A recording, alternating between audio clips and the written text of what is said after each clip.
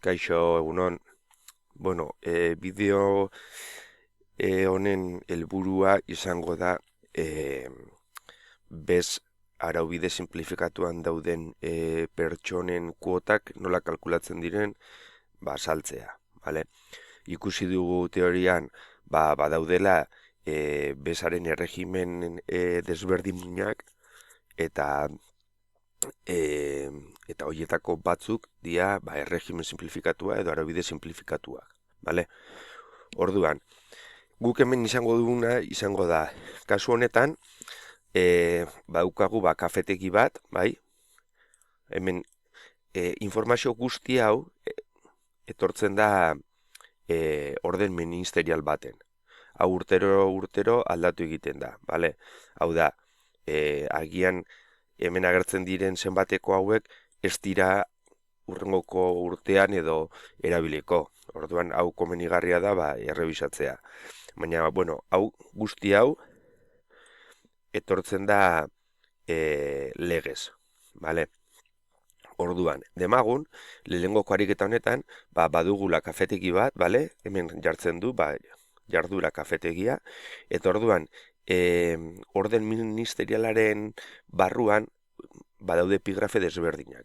Kasu honetan, kafetegiak jardurarako bere epigrafea izango litzateke 672.1. Jungo baginateke epigrafe honetara ikusiko genituen genituzke barkatu datu hauek, bale? Bale, ze gertatzen da kasu honetan. Adibide honetan badaukagu kafetegi bat. Kafetegiak izan behar ditu ezaugarri batzuk, ez? Orduan, ariketa honetako ezaugarri desberdinak izango dira. 3 langile ditu, bale? Kafetegiak. 20 kilovatio potentzia elektrikoa kontratatu da dauka. Baditu 2 mahai. A motatako makinak ez ditu bat ere ez, eta B motatako makinak 2. Baliteke baita ere, loteria eta kirola puztuen makinei dagozkion komisioak zerbitzu hori eskaintzea. Hori agertuko balitz, hemen sartu beharko genuke beste fila bat, bale? Baina, bueno, ez da kasua.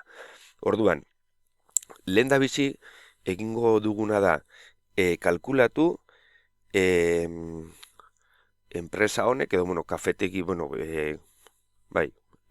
pertsona honek, zenbat sartuko duen 3 hilabetero bez kontzeptu gisa, bale, ogasunean. Orduan, egiten baldin badugu, 3 langile ditu, eta sortutako urteko kuota unitatekoa da 2556,07 langile bakoitzeko, hemen azkenean egiten ari garena da biderkaketa, bale? 3 langile bider 2556, 7.608.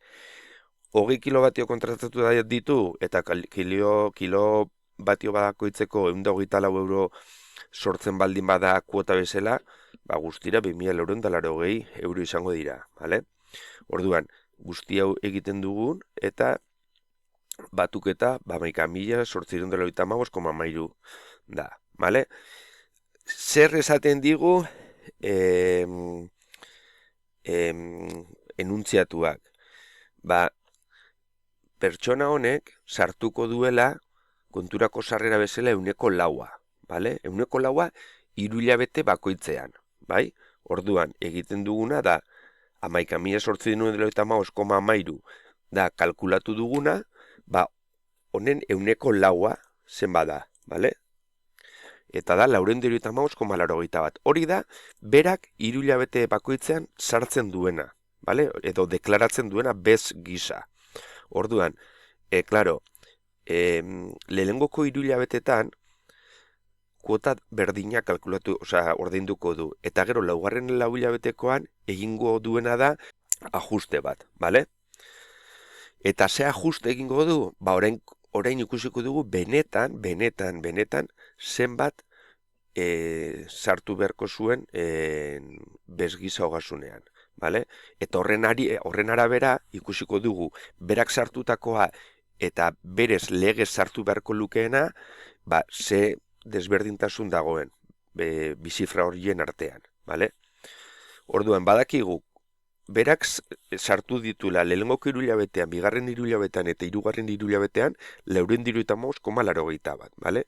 Orain kalkulatuko duguna da urtean zenbat sartu beharko luke bez giza ogasunean, eta orduan kantitate hori jakinda, kalkulatuko dugu azkenengo lau hilabetean ze ajuste sartuko duen, vale?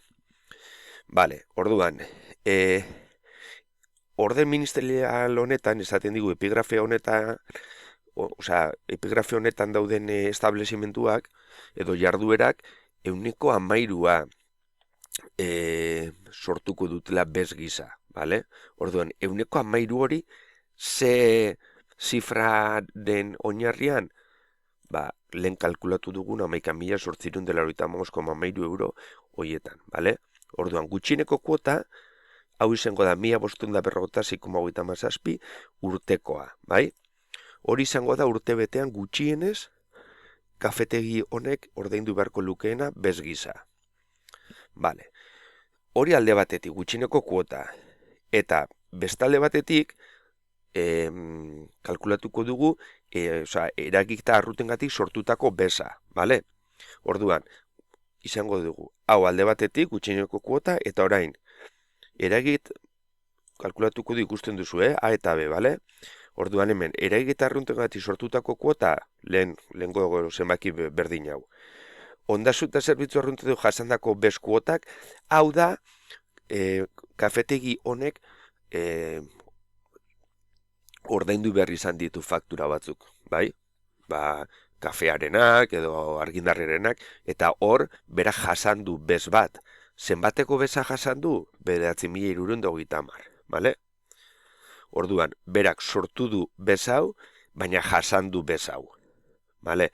Eta gero, hau beti jartzen da, legez da 100%, bale? Justifikatzeko zailak diren gastuak. Eta beti da 100% urteko sortutako kuotarenak, bai? Orduan, egiten baldin badugu, eragiketa arruntengatik sortutako kuota, ken jasandakoa, ken justifikatzeke zailak diren gastuak, emango digu, enpresa honek 2.456,18ko kuota ordaindu beharko lukela urtean, bai? Orduan, orain egiten duguna da konparaketa. Zein da kuotarik handiena? Gutxieneko kuota, hau, edo benetan ematen digun emaitza. Klaru dago, benetako kuota edo benetako emaitza dela altuagoa. Beraz, enpresa honek edo kafetegi honek urtean 2.456,18 euro ordaindu beharko ditu bez gisa. Vale? Baliteke kasu batzuetan gutxieneko kuota handiagoa izatea. Orduan, hartuko genuen kuota izango litzateke gutxieneko kuota, vale? Orduan, jakin da enpresa honek 2.456,18 euro ordaindu beharko lituzkela urtean bez gisa, eta jakin da konturako sarrerak edo berak lehendabiziko 3 hilabete hoietan, hiru hilabete hoietan markatu, bakoitzan sartu ditula 475,81, guztira, ordaindu ditu 1.427,42. Beraz, azkenengo 3 hilabetean zenbat ordaindu beharko du, komentatu dizuedan ajuste egin beharko du. Berez, urteko kuota bezala hau irten zaio, hau da ja ordaindu duena, beraz, zenbat falta zaio ordaintzeko?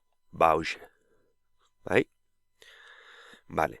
Eta, hemen dituzue bigarren ariketa eta hirugarren ariketa bat, bale? Mesedez begiratu, baina oso antzerakoa dira. Azkenean, aldatzen dena da orden ministerialetako datuak, ze desberdina da kafetegi bat izan edo pelukeria bat, bai? Desberdin izango da legeak eskatzen duen minimoa, kasunetan 13 dena, eta baita ere izango da desberdina, jasandako bezaren kuotak. Hori, nik emango dizkizuet datu horiek ariketa egiterako orduan, bale? Bueno, edozein zalantzarekin galdetu, bale? Gero arte.